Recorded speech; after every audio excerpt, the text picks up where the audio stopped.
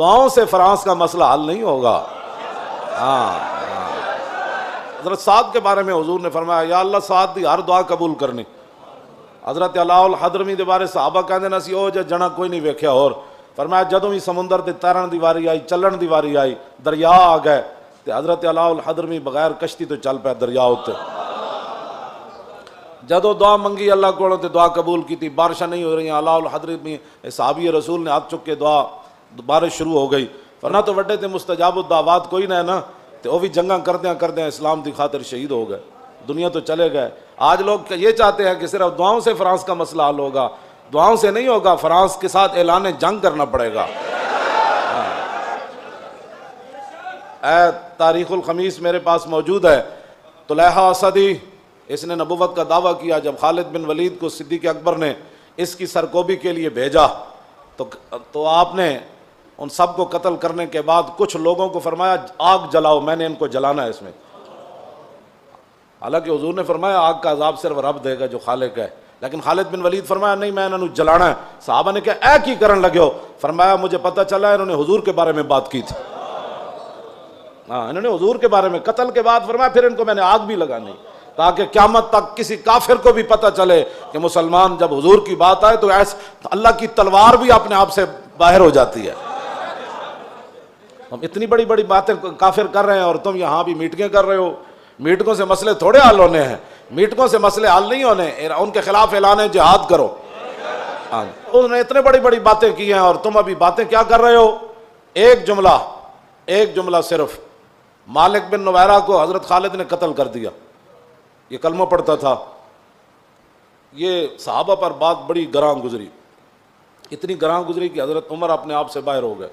حضرت صدیق اکبر کو فرمایا اس کو معزول کرو، اس کو واپس بلاؤ، اس نے ایک مسلمان کو قتل کر دیا۔ صدیق اکبر پھر صدیق اکبر سن، آپ نے فرمایا جس تلوار کو رسول اللہ نے میان سے باہر نکالا ہے نا، صدیق اس کو میان کے اندر داخل نہیں کر سکتا، بس میں معزول نہیں کر سکتا۔ حضرت عمر جلال میں آ گئے، فرمایا انہوں تسی معزول کرو، انہوں واپس بلاؤ۔ حضرت صدیق اکبر فرمایا میں ان کو جنگ سے واپس بلا لیتا ہوں۔ حضرت خالد کو پیغام بھجوایا، فرمایا کہ فوراً مدینہ پاک آؤ، صحابہ کو آپ کے بارے میں بڑے جو ہے وہ تحفظات ہیں۔ جدوں خالد بن ولید داخل ہوئے نا تے اینا امام نے لکھیا آپ دی پگڑی وچ خون آلود تیر موجود سن، یعنی وہ تیر مار مار کے جڑے آئے سن نا خون آلود پگڑی چ لے آئے سن، وہ خون لگے ہوئے سن کافراں۔ فرمایا اسی تے جڑا جنہاں دی خالی تقریراں نال تے او بھی حضور دی عزت تے گل نہ ہوے بندے کو، کون سا میلاد منایا وہ مجھے بتاؤ؟ جب حضور کی عزت کی بات نہ ہوئی تو وہ کون سا میلاد ہے؟